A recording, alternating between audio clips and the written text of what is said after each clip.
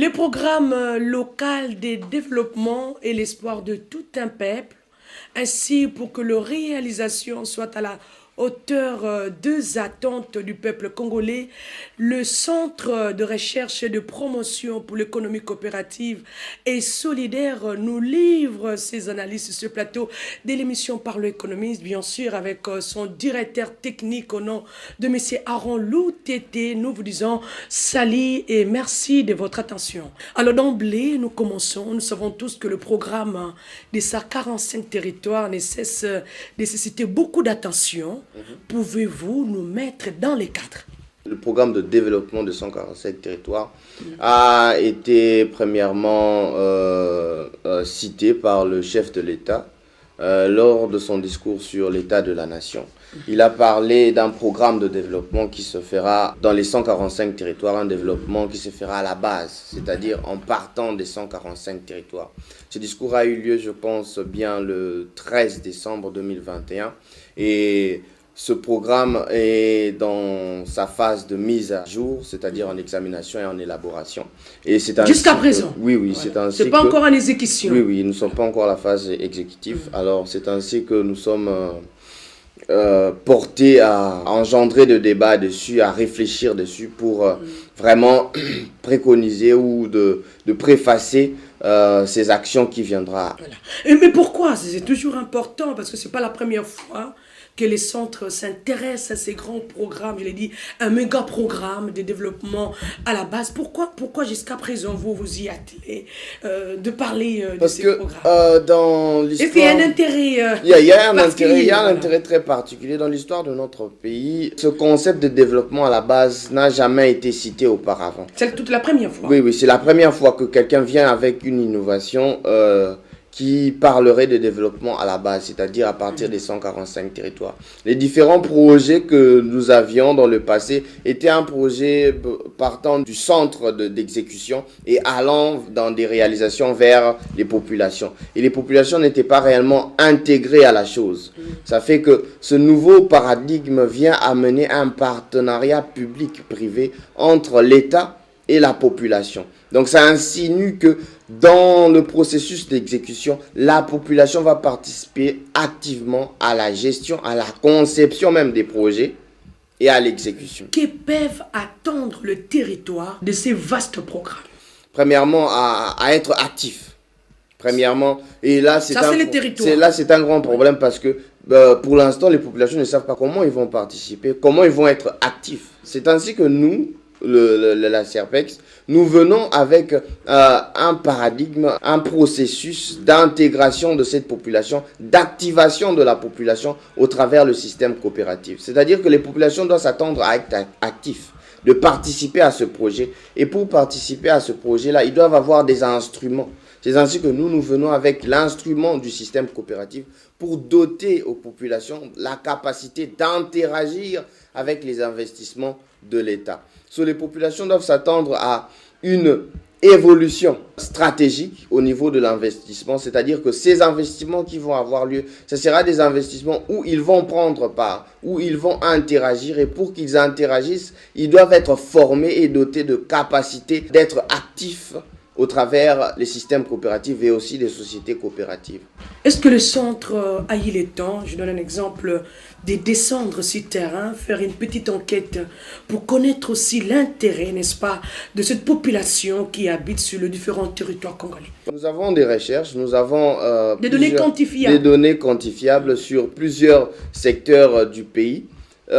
Nous avons l'agriculture du côté du Bas-Congo, nous allons vers Bandundu. Les gens ont un concept de développement assez déséquilibré. Comment? Ça veut dire que lorsque celui-ci aime travailler, labourer sa terre, nous allons venir et accentuer sa capacité de labourer sa terre. Ça fait que beaucoup de pays à nos jours, lorsqu'ils ne produisent plus leur avantage comparatif, ça veut dire que ceux qu'ils aiment bien produire, ça fait qu'ils n'ont plus d'autres moyens. Ce développement à la base fait que le système coopératif d'abord, avant de parler du développement à la base, le système coopératif prône un système de développement. Ça veut dire que c'est un développement qui va commencer d'un secteur et qui va toucher tous les autres secteurs au même moment. Ça veut dire que lorsque nous partons du secteur agricole, nous allons finir avec des entreprises de production, nous allons finir avec des hôpitaux, avec l'assurance, nous allons finir avec des écoles. Ça veut dire que ça prône un développement de proximité en répondant aux besoins de chaque citoyen.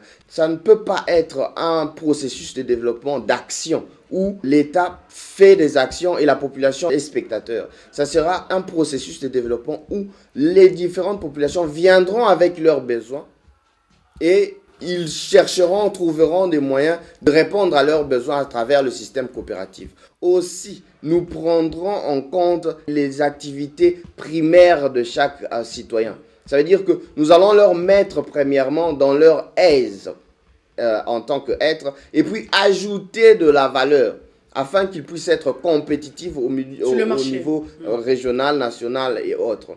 Ce qui est plus important à savoir est que dans l'histoire de notre pays, les programmes de développement ont daté depuis l'époque coloniale jusqu'à aujourd'hui. Et nous ne pouvons savoir qu'il n'y a que 2 programmes qui ont abouti à leur fin.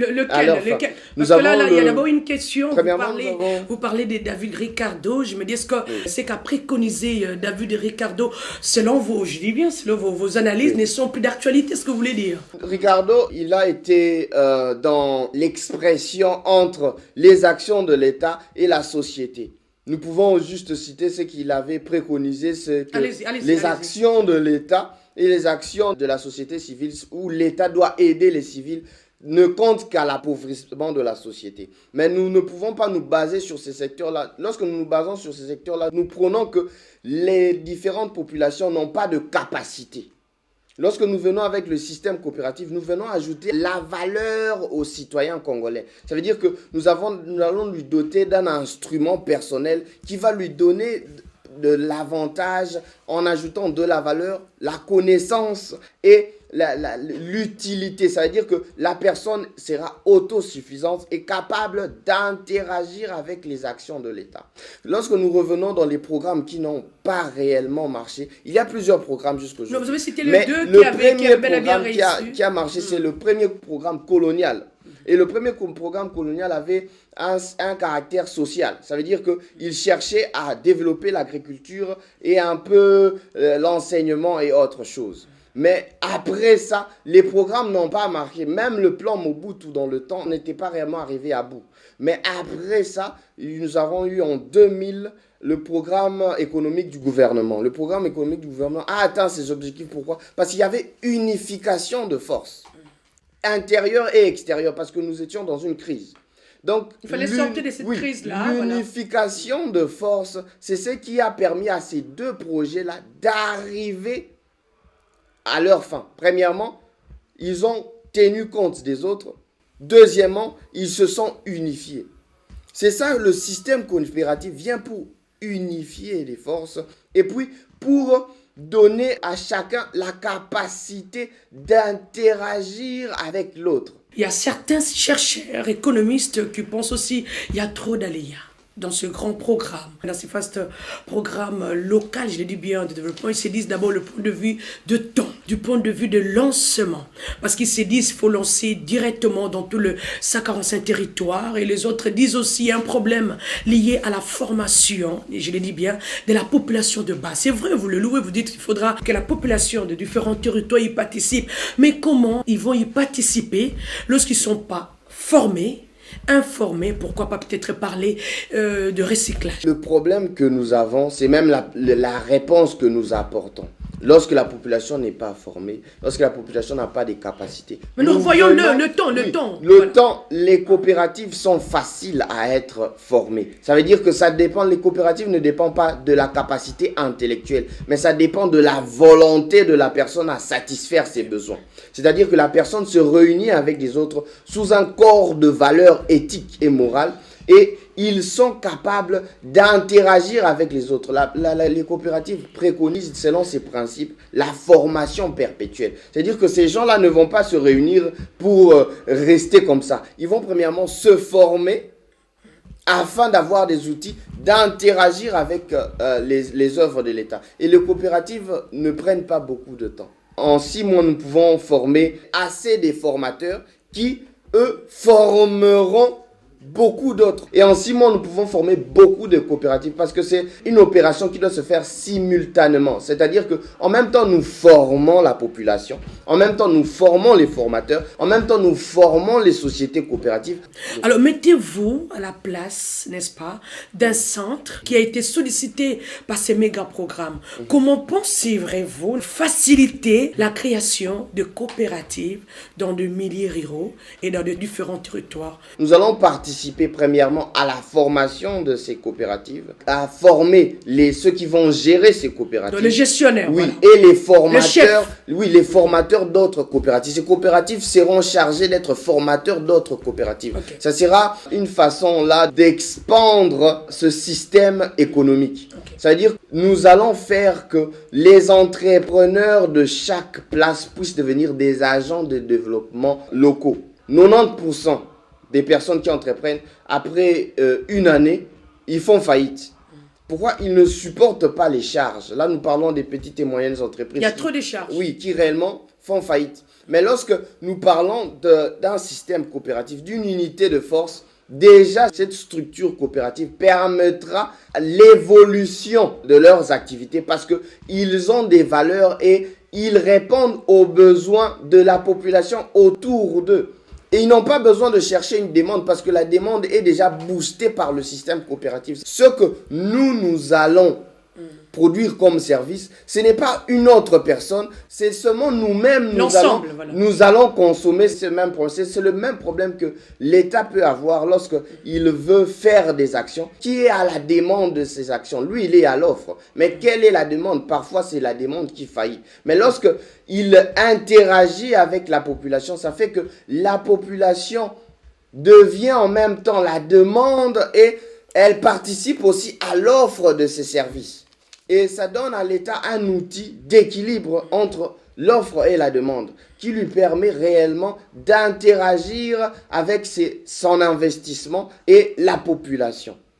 Non pas seulement ça, mais d'une façon très claire, les sociétés coopératives formeront des structures qui permettront à l'État de réellement investir d'une manière réelle. Ce qui se passe, c'est quoi? Lorsque l'État investit, il y a un problème où les investissements de l'État deviennent comme des actions simplement politiques ou bien des actions isolées. Voilà. Ça fait que les populations ne sont pas en train d'interagir avec ce projet. Le projet de 145 territoires vient avec sa spécialité de inclure la population dans son processus d'exécution. Nous allons partir, non pas aller imposer des écoles, par exemple, si on va à Luozi, on ne va pas aller imposer des écoles là-bas. Non, nous venons devant la population, nous cherchons quels sont les besoins. La demande, c'est la population. Quels sont les besoins que vous avez ici? Nous trouvons le besoin et nous formons un projet capable d'inclure cette population. Et cette population participe non pas seulement à la création du projet, à la gestion, et même après, lorsque le projet est fini, il continue à la perpétuation de ce projet, et ça fait qu'un projet d'investissement simple peut perdurer et créer un nouveau vent au sein de la population. Nous continuons. J'ai lu l'un de vos articles à la Prosperity Online où vous parlez d'un nouveau paradigme. Oui. La question serait lesquels et comment? Ce nouveau paradigme vient pour interagir avec la population. Elle vient pour répondre aux besoins de la population. C'est ainsi que c'est basé sur le fait que c'est un programme de développement à la base que nous, la CERPEX, nous venons inclure notre système comme un outil de développement que l'État peut utiliser dans l'interaction entre lui et la population. C'est l'exemple que je venais de citer précédemment. Lorsque l'État va construire des routes, la gestion de ces routes peut être rendue aux coopératives de cantonniers. Okay. Et ceux-là ont des revenus et ces revenus-là ne vont pas servir à leurs propres besoins. Ces revenus vont servir à répondre aux besoins communautaires. Chaque entrepreneur dans chaque territoire, dans chaque lieu, va devenir un agent de développement de ce territoire, propre à son territoire. Ça fait que quelqu'un qui va aller investir, par exemple, au Bas-Congo, l'argent qui sera produit au Bas-Congo va servir au bien de ceux qui sont au Bas-Congo. Parce que nous avons plusieurs entreprises minières aujourd'hui, mais l'argent de ces entreprises ne sert pas aux populations qui sont présentes. Parce que les populations peuvent bien s'organiser en coopérative de travail. Et ils viennent offrir leur travail sous un nom, sous une forme formelle, au lieu de travailler d'une manière artisanale. Individuelle. Comme nous voyons aujourd'hui, ils viennent nombreux pour travailler dans des mines. Ils n'ont même pas le salaire de leur propre travail. Vous pensez que c'est vraiment facile de voir les gens se réunir ou encore signer pour créer une coopérative qui vont répondre aux mêmes besoins? Est-ce que c'est facile? Le problème avec le sens de l'économie actuelle, c'est qu'au début, c'est un peu facile. Elle évolue. Mais lorsqu'il y a des profits, il y a des bénéfices. Elle évolue dans le sens où l'économie est un agent immoral qui crée des gains, qui lui sert à des dépenses qui ne sont pas nécessaires, par exemple. Mais lorsque nous parlons d'un sens économique pur à nous en tant que Bantous, en tant que Congolais, nous parlons premièrement d'une unité de force. Parce que l'unité de force, c'est quelque chose propre à l'homme noir. Premièrement, l'unité de force, la mise en commun des capacités. Lorsque nous parlons des anciens systèmes, dans les villages, nous avions des groupes de chasseurs qui allaient ensemble chasser et revenaient de la brousse pour vendre leurs produits. Et ils se partageaient ce profit-là selon leurs besoins. Et ça existe encore jusqu'à aujourd'hui? Ça n'existe plus parce que l'homme prend un autre sens de l'économie. Mais nous venons pour revaloriser l'être humain congolais, premièrement. Lui donner de la valeur. C'est-à-dire que l'être humain congolais doit être une personne morale. C'est-à-dire que l'homme, lorsque même il accomplira des actions économiques, ça doit être des actions qui vont apporter de la valeur et qui vont servir non pas pour ses besoins personnels, mais aussi pour les besoins de l'autre. C'est ainsi que ce système de mise en commun de force, ce système coopératif sera facile à établir ici en Afrique. Pourquoi? Parce que le Congo n'a pas encore des structures économiques bien fixes. Nous n'avons pas une compagnie qui a un capital de 100 milliards de dollars pour qu'ils refusent aujourd'hui de se mettre dans un système coopératif. Les systèmes coopératifs insistent que le profit réalisé doit être redistribué. Oui, doit être redistribué entre les membres de la coopérative et doit aussi, il y a une part qui doit servir aux besoins de la communauté.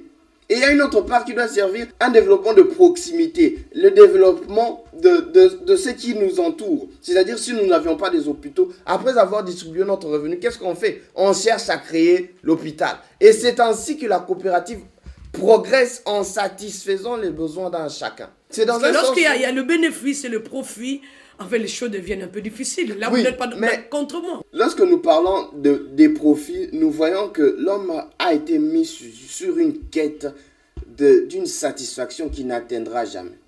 C'est l'idéal. Oui, l'idéal, l'insatiabilité de la satisfaction. Ça fait que l'être humain ne veut pas se mettre au profit des autres parce qu'il pense que ses désirs, je dois aller vite pour atteindre ça. Et il n'atteindra jamais ça. C'est comme le système qu'on faisait à l'âne. On lui met une carotte devant lui et lui, il court devant la carotte. Il ne sait pas, il dit que je vais atteindre cette carotte. C'est l'idéal. Mais tu n'atteindras jamais cette carotte. Ça fait que tu ne penses pas aux autres et les autres restent derrière. Cette défragmentation sociétaire fait que les gens ne sont plus capables d'investir avec les autres. Mais lorsque nous parlons de ce système coopératif, nous voyons ça avec les mamans maraîchères. Lorsqu'ils vont, par exemple, faire leurs achats, ils vont ensemble. Quand ils font des achats, ils redistribuent entre les autres. Dans les différents marchés, nous avons ce qu'on appelle les moziki, ces genres de choses. Les moziki, c'est l'ensemble des mamans qui sont là pour faire une activité dans le temps. Je ne sais pas si aujourd'hui c'est la même chose. Nous allons vérifier. Si nous parlons aussi, aujourd'hui, dernièrement, il y a eu des grèves. Des grèves, par exemple, des chauffeurs de moto qui ont protesté. Ça fait que ces personnes se sont mises en commun pour répondre à leur intérêt personnel. La mise en commun d'efforts est toujours quelque chose, c'est l'héritage de l'homme. Il sait se mettre ensemble. Ce n'est pas quelque chose de difficile, mais c'est quelque chose à inculquer aux générations à venir et à changer la mentalité des générations présentes en leur initiant à un système qui permettra un développement non pas personnel, mais communautaire. Parce que même les gens qui deviennent très riches, en fin de compte, ils arrivent à réaliser cet acte-là, que son argent ne servait pas à lui-même. Il doit quand même aider les autres. Même s'il y avait la main visible, hein, même lorsque, part, et ça arrive que des hommes commencent à posséder des richesses. Aujourd'hui, nous sommes à la quête des chiffres. 100, 200 milliards de dollars, 500 milliards de dollars. Mais lorsque nous prenons d'une façon économique, parce que l'économie, c'est la rationalité. Il faut revenir à la ratio. Lorsque tu as 500 milliards de dollars, mais ça c'est un PIB. Même le capitaliste, lorsqu'il parlait de développement, le capitalisme, c'est quelque chose, c'est un système très crucial et très important pour les hommes. J'ai aimé, parce que vous avez ajouté très important. Parce que lorsque les puritains étaient en train de se développer, c'était un sens où, lorsqu'il fait son profit, ce profit-là ne servait pas à lui-même. Ce profit-là permettait qu'il puisse distribuer ça aux autres qui n'avaient pas. Équitablement. Oui. C'est librement, sans que l'État lui impose de le faire. C'était naturel. Oui, la plupart, c'est avec l'industrialisation et la production de masse que le sens de la redistribution est devenu un problème. Parce que la personne était le monde accourait derrière des chiffres.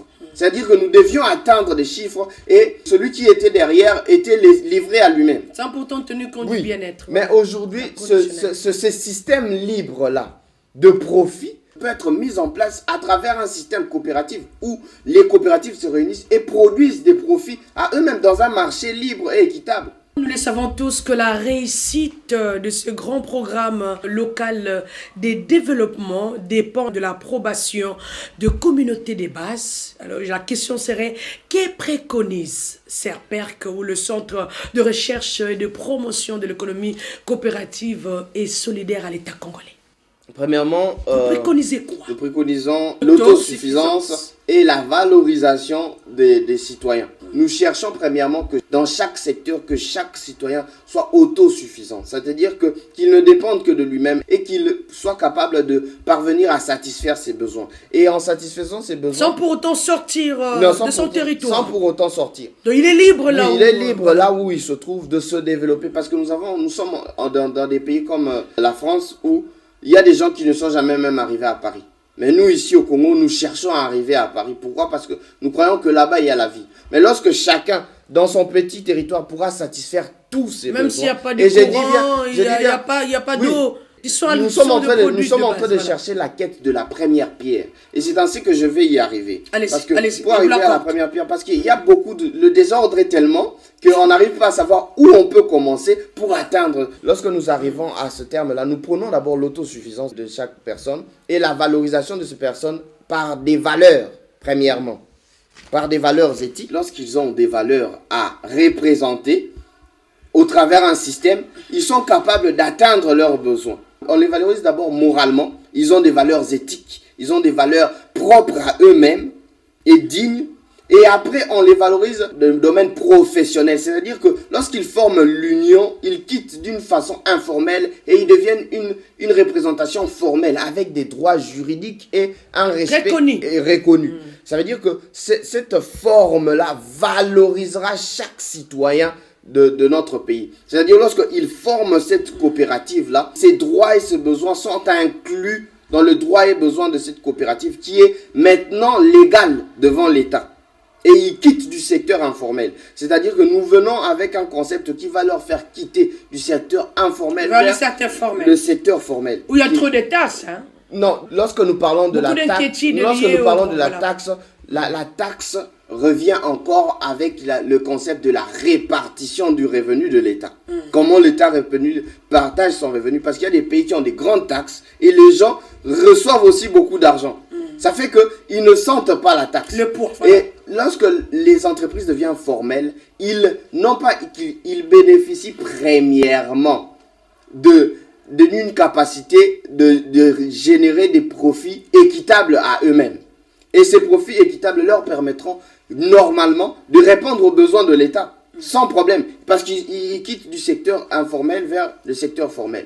Aussi, en quittant du secteur informel vers tout ça dans l'autosuffisance. Le secteur formel, ça fait que les différentes populations peuvent maintenant avoir le juste prix. Gagner, c'est que leur travail leur rémunère.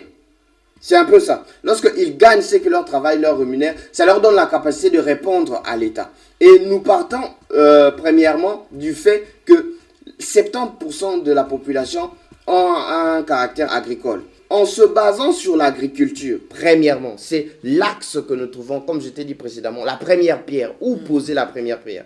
Nous partons du secteur agricole le secteur agricole va d'abord, premièrement, avoir pour objectif de clarifier les marchés, enlever les intermédiaires et autres, planifier les routes. L'agriculture va avoir besoin des infrastructures. Les coopératives agricoles, en ces termes-là, pourront investir dans d'autres domaines comme l'infrastructure, la santé et autres. Les coopératives agricoles vont permettre à créer un marché national qui est un réel problème. Il y a différents marchés. Cette fragmentation de marché ne favorise pas le juste prix. Il y a différence de prix. Celui-ci met son prix, celui-là met son prix de l'autre côté. Mais lorsqu'il y a structuration de marché, qui partira d'abord des marchés au niveau du secteur, au niveau du territoire, au niveau régional et au niveau national. L'interaction de ces marchés-là fera que il y aura un marché propre au Congolais. Il y a le juste prix. Et ça fait qu'en partant de cette place-là, nous évoluons dans d'autres secteurs. Et nous enlevons les intermédiaires et nous établissons les justes prix. Mais à partir de cela, il y a aussi d'autres entreprises qui doivent être créées. Et là, nous nous basons sur les petites et moyennes entreprises. Et qui, 90% de la population, lorsqu'ils commencent une activité, ils n'arrivent pas à la continuer parce qu'il y a manque de structure. Lorsqu'ils se structurent en coopérative, ils sont capables d'atteindre d'autres objectifs qu'ils n'ont pas pu. C'est ainsi que les coopératives agricoles vont engendrer d'autres coopératives. Tout ça, c'est de consommateurs, des consommations, les coopératives de production, des coopératives d'autres sociétés. Et cette forme-là permet premièrement à arriver à un objectif idéal qui est la satisfaction des besoins de chaque citoyen. Ça fait que l'économie n'est plus au service des chiffres ni au service des réalisations. L'économie vient satisfaire le besoin de chaque citoyen. Qui sont multiples. Oui, au sein de la société. On ne peut pas se douter que ces justes prix-là pourra remettre une structure par rapport au niveau macroéconomique où l'État sera capable de créer des investissements, offrir le travail, gérer un facteur capital considérable, c'est-à-dire que l'homme congolais devient une valeur économique. C'est-à-dire que ça devient un homme de travail, un homme structuré, un homme capable, un opérateur économique. Et l'État sera capable de gérer ce capital-là, travail, et engendrer des capitaux par l'investissement. C'est-à-dire que l'État pourra maintenant investir dans tout secteur où il veut parce qu'il est en partenariat avec la population. Sa propre population. Oui, ça crée un équilibre parfait et ça fait que l'économie sort du déséquilibre où nous, en RDC, de l'imaginaire, nous dépendons à 60% du secteur minier. C'est-à-dire que lorsque les prix diminuent de l'autre côté, c'est toute la population qui est en famille. Ça fait que lorsqu'il y a des structures coopératives, il y a un réseau d'investissement où l'État pourra investir. Mais les sociétés coopératives ne prennent pas seulement le juste prix, mais ils prennent aussi les prix justes. Les gens se posent la question, comment quelqu'un qui, aux États-Unis, lorsqu'il va laver le trottoir, il a $5 000 le mois.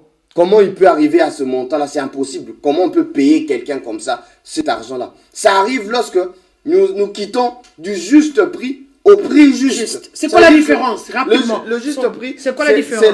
Tu travailles selon ce que tu fais et tu reçois ton salaire.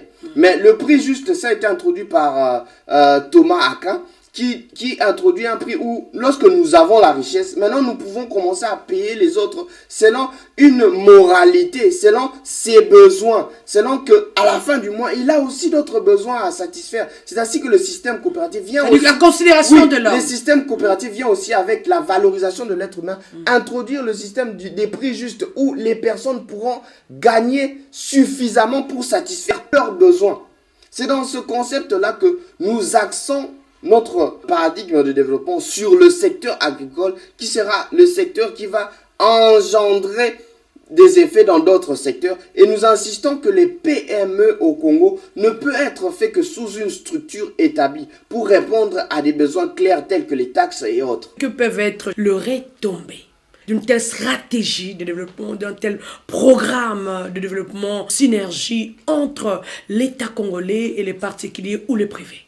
Les retombées peuvent être multiples et ça peut même engendrer un cycle d'investissement. De façon pratique. Oui, un cycle d'investissement continu. Nous pouvons créer un engrenage où nous investissons dans la population. La population a maintenant la capacité d'interagir avec la société. Les populations doivent s'attendre d'abord à devenir autonomes. Premièrement, à répondre à leurs besoins et à s'activer en tant qu'entrepreneurs et agents de développement communautaire. Ils doivent aussi s'attendre à avoir un changement dans la manière d'agir dans la société. Les investissements sont maintenant en partenariat avec l'État congolais. Et ça fait que les investissements deviennent une activité économique réelle. Son impact économique est ressenti au niveau de chaque citoyen. Ah, nous y croyons, il sera encore le nôtre, pourquoi peut-être un autre numéro, le prochain numéro, pour continuer à en parler, parce que c'est un sujet d'actualité, un sujet qui doit impacter toutes les couches de la population, que vous soyez dans des villages, ou je le dirais, peut-être dans le milieu rural ou dans le milieu urbain. Ce programme intéresse tout le monde. Nous vous disons merci de vous intéresser à un programme qui va booster l'économie congolaise, parce que nous sommes congolais et nous y croyons. Nous vous disons au revoir et à très vite.